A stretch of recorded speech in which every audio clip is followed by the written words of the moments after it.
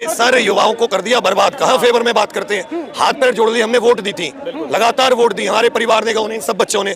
तो पहली वोट 2014 में 18 साल के उन्हीं को दी, इसी दिन को देखने के लिए। ऐसे रिमोट लोकेशंस पे डाल दिए हैं कि जहां तक बच्चा पहुंच ही नहीं पा रहा है। 700 किलोमीटर दूर, 800 किलोमीटर दूर डाल दिया है। ठीक है, तो सर बच्चा वहां तक जब पहुंचेगा तो ना पेपर होगा ना बच्चा पहुंचेगा, बात खत्म हो जाएगी। सर वहीं सीजे में बैठेंगे 30 लाख बच्चे, जो 5 लाख बच्चों का सही तरीके से पेपर नहीं करा पाए, वो 30 लाख का कैसे करा लेंगे सर। पहले भर्ती निकालने के लिए आंदोलन करो, फिर पेपर कब होगा इसके लिए आंदोलन करो, पेपर अब सही होगा इसके लिए आंदोलन करो, पेपर हो जाए अब रिजल्ट के लिए आंदोलन करो, रिजल्ट हो जाए तो अब ज्वाइनिंग के लिए आंदोलन करो।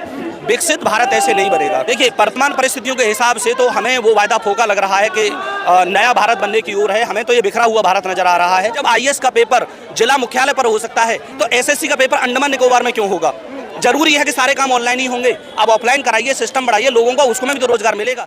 सर उस खामियों को बोलने से पहले हम उनसे 2 बार मिल चुके हैं, उनको अपनी सारी बातें बताई गई। ठीक है, उन्होंने बस सिर्फ ओरली बोल दिया। हमने बोला कि सर लिखित में कुछ दे दो कि ऐसा कुछ भी नहीं होगा। ठीक है, उसके बाद फिर से डीओपीटीआई मीटिंग हुई, तब फिर से वो बैठे हुए थे, तब भी उन्हें सारी बातें बताई गई। सीपीओ का रिजल्ट 2 साल से नहीं आया था सर। ठीक है, उसके बाद एसएससी सीजीएल का आप अभी हाल देखोगे, क्योंकि फेज 13 का जो एग्जाम हुआ उसमें कुल 5 लाख बच्चे बैठते हैं सर। अभी सीजीएल में बैठेंगे 30 लाख बच्चे, जो 5 लाख बच्चों का सही तरीके से पेपर नहीं करा पाए, वो 30 लाख का कैसे करा लेंगे सर। ठीक है, क्वेश्चन ऐसे ऐसे आ रहे हैं, 3:2 का रेशो है, 800 रुपए का प्रॉफिट है। ठीक है, और ऑप्शन है उसमें, सारे पक्षी उड़ सकते हैं। ठीक है, सारी मछलियां तैर सकती हैं। मैथ्स के क्वेश्चन के आंसर सर आप इस तरीके से कैसे दे सकते हो? ठीक है, एक क्वेश्चन के 3 ऑप्शन है। ठीक है, एक ऑप्शन आपने सेलेक्ट कर लिया, दोबारा ऑप्शन बच्चा कह रहा है कि मतलब मुझे सही नहीं लगा सर, मैंने सोचा कि सी सेलेक्ट कर लूं, तो सी सेलेक्ट ही नहीं हो पा रहा। जो गलत सेलेक्ट था वो सेलेक्ट ही रह गया फिर दोबारा से। कुछ क्वेश्चन ऐसे हैं जिसका सिर्फ एक ऑप्शन है, कुछ क्वेश्चन है जिसके 3 ऑप्शन हैं। तो मतलब बच्चा कितना परेशान होगा। इस स्टेनो का पेपर है जिसमें जीवन में कभी आज तक मैथ्स नहीं है, जिसका सिलेबस में मैथ्स नहीं है, उसमें मैथ्स का क्वेश्चन डाल रखा है। एक खामियां हो तो सर गिनाई जाए, इतनी खामियां हैं सर, उनके लिए रजिस्टर भर जाएंगे। तो भरोसा नहीं है जो आश्वासन दे रहे हैं कि खामियों को। तो सर ऐसी है, कंपनी लेके आ गया डिग्यूटी, ठीक है, जिसने एक पेपर ढंग का नहीं लिया आज तक। एमपी में सर ये कंपनी ब्लैक लिस्टेड है, उसके बाद आपने दोबारा से इसको टेंडर में छोड़वा दिया है। ठीक है सर, एक सेंटर कोई ऐसा प्रूफ नहीं है सर जो सही से प्रॉपर ढंग से, जिसका माउस, जिसका कंप्यूटर का मॉनिटर, जिसका कीबोर्ड काम कर रहा हो सही तरीके से। सेंटर ऐसे रिमोट लोकेशंस पर डाल दिए हैं कि जहां तक बच्चा पहुंच ही नहीं पा रहा है। 700 किलोमीटर दूर, 800 किलोमीटर दूर डाल दिया है। ठीक है, तो सर बच्चा वहां तक जब पहुंचेगा तो ना पेपर होगा ना बच्चा पहुंचेगा, बात खत्म हो जाएगी सर, वहीं रास्ते में ही खत्म हो गया। युवाओं की सरकार मानी जाती है, युवाओं, ये सरकार कहती है कि हमने युवाओं ने सरकार बनाई, युवाओं के फेवर में हम काम करते हैं। तो क्या युवाओं? अरे सर युवाओं को कर दिया बर्बाद। कहाँ फेवर में बात करते हैं, हाथ पैर जोड़ लिए। हमने वोट दी थी, लगातार वोट दी, हमारे परिवार ने उन्हें सब बच्चों ने।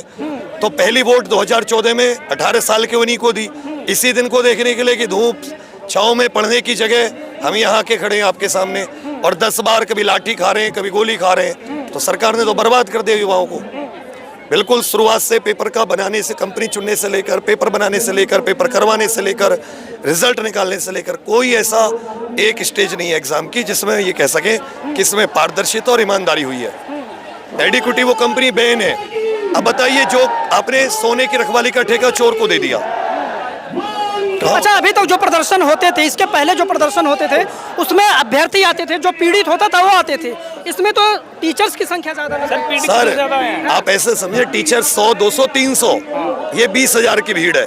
इसका मतलब 19,700 तो बच्चे हुए ना, हम तो 300 ही हैं नाम मात्र। नहीं, वो टीचर्स पहली बार सड़क पे आ रहे हैं। हम तो ये इन बच्चों का, क्योंकि ये युवा शक्ति है, हाँ। इसको अनुशासन में रखना होता है। हाँ। ये घर से हमारे ऊपर सुरक्षित के उससे आते की सुरक्षा से ये सुरक्षित रहे, इनका हक मिले, चले जाएं। इस हम तो रखवाली के लिए इनकी लड़ाई नहीं की है, लड़िए ही रहे। किन किन कोचिंग संस्थानों या टीचर्स का समर्थन मिला है इस प्रदर्शन? उत्तर मतलब पूरे भारत के हर एक कोचिंग, हर एक टीचर, अब मैं नाम कितने लूं, हर एक छोटे से लेकर बड़े से लेकर सबका समर्थन। चाहते क्या हैं आप? जो हो एसएससी को पूरी की पूरी प्रक्रिया, पूर्ण प्रक्रिया, कंपनी के वेंडर के चुनाव से लेकर सारी चीजें, वो सब कुछ सही हो, ये हमारी प्रॉपर मांग है। प्रेशर बना पाएंगे इतनी बड़ी? अरे सर, ये सारे बच्चे देख रहे हैं, ये कल चप्पा चप्पा गूंज उठेगा इंकलाब के नारों से, उड़ा देंगे, आप देखिएगा। अच्छा, इन दिनों आप लोग प्रदर्शन करें, जंतर मंतर पे प्रदर्शन करें, सड़क से लेकर सोशल मीडिया पर खूब आवाज उठाई। इन दिनों इन बीच जो है डॉग लवर्स का भी मुद्दा आया, उनका मुद्दा हल हो गया, लेकिन अभी तक आप लोगों का मुद्दा हल। तो इसका मतलब सरकार की नजरों में डॉग से भी कम वैल्यू रह गई है छात्रों की, अपने युवा की, जिसको युवा भविष्य कहता है। इसका मतलब तो मैं ये कहूँगा, हम तो सरकार से हाथ जोड़ के निवेदन करेंगे इन्हीं की उंगली की वोट की ताकत से बने हो, इनके लिए अच्छे फैसले लो, नहीं तो फिर ये वोट की ताकत नहीं देंगे। चेतावनी है, धमकी है सरकार? दोनों। हम तो रिक्वेस्ट कर रहे हैं हाथ जोड़ के, सुन ले। गलत नहीं मांग रहे, कोई पैसे नहीं मांग रहे, कोई भत्ता नहीं मांग रहे, कुछ और नहीं मांग रहे, ये तो मांग रहे पेपर आराम से सही से कराओ, सही तरीके से पेपर हो जाए सर। पहले तो ये होता था कि भाई बच्चे ये आंदोलन करते थे कि वैकेंसी की बढ़ाओ, सीट बढ़ाओ, ये कराओ वो कराओ। अब तो आंदोलन इस बात पे हो रहे हैं, मतलब शर्म आनी चाहिए जो भी ब्यूरोक्रेसी में बैठा है, पॉलिटिशियन है, उसको कि बच्चे माउस के लिए आंदोलन कर रहे हैं। समझ रहे हो, मतलब कहाँ स्किल इंडिया की बात कर रहे हैं, कहाँ चाइना को देखो आप, अमेरिका को देखो जो एआई में कितना आगे जा रहे हैं, और हमारे बच्चे एक माउस चलाने के लिए आंदोलन कर रहे हैं। कितने शर्म की बात है ये, पूरे भारत के हर एक इंसान के लिए, हर एक भारतीय के लिए शर्म की बात है ये। प्रधानमंत्री विकसित भारत योजना के तहत जो है लाल किले के प्राचीर से प्रधानमंत्री ने कहा कि हम 3.5 करोड़ जो है नौकरियां पैदा करेंगे और उसके लिए 1 लाख इन्वेस्टमेंट करेंगे, 1 लाख करोड़। देखिए, भाषण देना और उन्हें धरातल पर उतारना दोनों में बहुत बड़ा अंतर होता है। सिस्टम का इतना बड़ा फेलियर है। हमारे यहाँ जैसे इलेक्शन 5 वर्ष में होते हैं, ऐसे ही एक भर्ती भी हमारे यहाँ पूरे 5 वर्ष में ही पूरी होती है। पहले भर्ती निकालने के लिए आंदोलन करो, फिर पेपर कब होगा इसके लिए आंदोलन करो, पेपर अब सही होगा इसके लिए आंदोलन करो, पेपर हो जाए अब रिजल्ट के लिए आंदोलन करो, रिजल्ट हो जाए तो अब ज्वाइनिंग के लिए आंदोलन करो। विकसित भारत ऐसे नहीं बनेगा। सिस्टम है हमारे पास, हम कर क्या रहे हैं हमें यही नहीं पता। सरकार जो अपने लिए फैसले लेती है वो कितने भी जन आक्रोश में हो जाए, सरकार सब कुछ कर लेती है। लेकिन इस युवा को देखो, इस तपती हुई धूप को देखो। हम लोग इतनी दूर दूर से अपने बच्चों के साथ खड़े हुए हैं, तो हम कैसे मान लें कि मोदी जी की कथनी और करनी में कोई अंतर नहीं है। हम सब ने उनको वोट दिया है, इस युवा शक्ति ने सबको वोट दिया है, तो क्या इसी दिन के लिए दिया था कि हम यहाँ आंदोलन करेंगे? ये बहुत ही दयनीय स्थिति है भारतीय युवा के साथ। और न केवल एसएससी में, वशर्ते जितने भी गवर्नमेंट जॉब्स के एग्ज़ाम हैं उन सभी के रिफॉर्म की ज़रूरत है। चाहे वो एसएससी को ले ले, चाहे स्टेट गवर्नमेंट के एग्ज़ाम्स ले ले, चाहे रेलवेज़ के एग्ज़ाम ले ले। एक पोजीशन गवर्नमेंट ने तैयार की कि हम सीईटी का एग्ज़ाम लेंगे, स्टेट गवर्नमेंट पीईटी का एग्ज़ाम लेंगी। यही नहीं पता आज तक कि सीईटी का बिल कब आया, किसने लगाया, और उसका आज तक कोई एग्ज़ाम नहीं हुआ। तो जो गवर्नमेंट कहती है, हवा में गवर्नमेंट अपने वायदे कर देती है और फिर उन्हें पूरा करने में जो प्रॉब्लम्स आती हैं उन पर कभी ध्यान नहीं दिया जाता। एक दशक में युवाओं के हाथ मजबूत हुए या नहीं हुए? अगर सही तरीके से माने तो हाथों का मजबूत होना जब होता है जब उनके परिवार मजबूत हों। महात्मा गांधी जी ने कहा था कि असली भारत गांव में बसता है। इस जन आक्रोश में जितनी भी संख्या है, 90% वे लोग हैं जो गांव से आते हैं, जो मध्यम वर्गीय परिवार से भी नीचे हैं। सरकारी नौकरी सर किसको चाहिए? सरकारी नौकरी उसे चाहिए जो कम समय में पढ़ लिख कर एक अच्छे साधन को उपार्जित कर सके। बाकी उसे तो नहीं चाहिए जिसका परिवार पहले से ही वेल सेटल्ड है, जो वेल बिजनेसमैन है। तो हम कैसे माने कि वो विकसित हुआ है? हमें तो नहीं लगता विकसित हुआ है। हम आज भी अपने लिए लड़ रहे हैं, बच्चों के लिए लड़ रहे हैं। हमें जब नौकरी नहीं मिली तभी तो हम लोग पढ़ाने की स्थिति में आए। तो पिछले 15 वर्षों में जो हमने देखा उस स्थिति के साथ तो लगता है इस आक्रोश को देख कर के हम विकसित नहीं हुए, कि कहीं न कहीं युवा बैकफुट पर गया है। और जो सही अभी कहीं देख लो गवर्नमेंट की स्थिति है, अभी टीसीएस में 12,000 नए कर्मचारियों की छटनी कर दी। यानी 12 साल बाद, 20 साल बाद अगर आप किसी कर्मचारी को निकाल रहे हैं और बाद में कहते हैं कि हमारे स्किल बेटर नहीं है, क्योंकि स्किल हम बेटर करना ही नहीं चाहते। हमारा मकसद होता है कि आप अपने युवा को स्टेपनी की तरह यूज करो और उसके बाद उसे छोड़ दो। ये परमानेंट स्थिति है। ये चल क्या रहा है देश में कि कभी पेपर लीक हो जाता है, कभी भर्ती नहीं आती है, और कभी इतनी बड़ी खामियां, इतनी आप लोग जो खामियां गिना रहे हैं। देखिए, ये एक सिलसिला है। अब होता क्या है कि मान लीजिए मुझे किसी भी बड़े पद पर बैठा दिया जाए तो मेरे जो मिलने वाले हैं, जुलने वाले, वो मुझ पर प्रेशर बनाएंगे कि मेरा ये एक अनपढ़ बच्चा है, इसे कैसे भी करके सेट करा दो। अभी इस सरकार में क्या हो गया कि गली कूचे से लेकर और प्रधानमंत्री के स्तर तक राजनीति का स्तर उस लेवल पर ऊपर चला गया है कि हर युवा राजनीति की स्थिति में चला गया है। जिसका पढ़ना लिखना औचित्य में नहीं है वही राजनेता बन जाता है। अब उस दबाव में कहीं न कहीं ब्यूरोक्रेट्स पर और सिस्टम के लोगों पर दबाव बनाया जाता है और वहीं से दबाव में वो सारा फेलियर हो जाता है। तो कहीं न कहीं ट्रांसपेरेंसी की ज़रूरत है, लोगों को दिखाकर ज़रूरत है कि हम ये काम कर रहे हैं। लोग भी तो अवेयर है ना भाई। आईटी में जितना हमारा ब्यूरोक्रेट्स आज इतना मजबूत नहीं जितना ये युवा मजबूत है। तो कम से कम आप एक रेफरेंडम लगा लीजिए, बच्चों से पूछ लीजिए आप क्या चाहते हो। जब आप हर तरह की परीक्षाएं सेल्फ सेंटर पर करा सकते हैं, जब आईएएस का पेपर जिला मुख्यालय पर हो सकता है, तो एसएससी का पेपर अंडमान निकोबार में क्यों होगा? जरूरी है कि सारे काम ऑनलाइन ही होंगे? अब ऑफलाइन कराइए, सिस्टम बढ़ाइए, लोगों को उसको में भी तो रोजगार मिलेगा।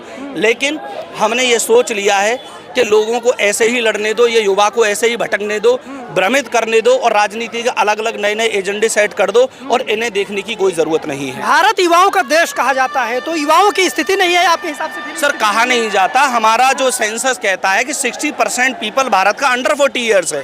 कहा नहीं जाता है। अगर हम इस युवा का सही से इस्तेमाल नहीं करेंगे तो सर देश कहाँ जाएगा? आप सोचिए, ये युवा देश, कोई भी किसी भी देश की धड़कन उस देश का युवा होता है। तो युवा का होना और उसका सशक्त होना बहुत महत्वपूर्ण है। तो नया भारत बनाने का दावा किया जाता है, आपको नहीं लगता कि नया भारत बन पा रहा है? देखिए, वर्तमान परिस्थितियों के हिसाब से तो हमें वो वायदा फोका लग रहा है कि नया भारत बनने की ओर है। हमें तो ये बिखरा हुआ भारत नजर आ रहा है। सख्त जरूरत है देश के माननीय और यशस्वी प्रधानमंत्री को कि वो इस पर संज्ञान लें और इस युवा के लिए अपने मंत्रालय को निर्देशित करें कि इनकी जो समस्याएं हैं उन्हें बहुत ढंग से और अच्छे से सुनी जाए। तो क्या लगता है ये प्रदर्शन जो आपका है सरकार के खिलाफ है या सिस्टम के खिलाफ है, एसएससी के खिलाफ है? ये एसएससी के खिलाफ है। वैसे मैं आपको बता दूं, ये जो चीज़ें अब नहीं हो रही हैं, ये पहले से हो रही हैं। जैसे मैं 2024 में मैंने एग्ज़ाम दिया था, मेरा 340 प्लस स्कोर था, फिर भी सिलेक्शन वो ले गए जिसके 280-285 मार्क्स थे। क्यों ले गए? 23 क्वेश्चन गलत हो गए। 23 क्वेश्चन गलत होने से लगभग 66 नंबर का एडवांटेज मिला कई लोगों को। जो मैंने करेक्ट किया, मुझे कोई फ़ायदा नहीं मिला, लेकिन उन्होंने उन लोगों को फ़ायदा दिया जिनके नंबर गलत थे या जिन्होंने अटेम्प्ट नहीं किया। अब किसी भी कमीशन के पास 66 नंबर का एक मतलब पूरा कोटा है उनके पास। वो तो जिसको चाहें फिर सिलेक्शन देंगे, जिसको चाहेंगे बाहर करेंगे। कोर्ट केस किया हमने, कैट में गए, हाई कोर्ट में गए, कभी रिप्लाई फाइल नहीं करते। एसएससी कभी नहीं आती कि अपना रिप्लाई फाइल करे, डिले करती है। स्टूडेंट जिसके पास, देखो आप समझते हो कि ज़मीनी स्तर पे बहुत सारे स्टूडेंट ऐसे हैं जिन्होंने, हमने कोशिश की कि पिटिशनर बनाए अपने साथ, वो भुक्तभोगी हैं इस चीज़ के, पर पिटिशनर इसलिए नहीं बन। क्या चाहते हैं? आखिरी सवाल, क्या चाहते हैं? ये चाहते हैं कि कमीशन समझे इन चीज़ों को।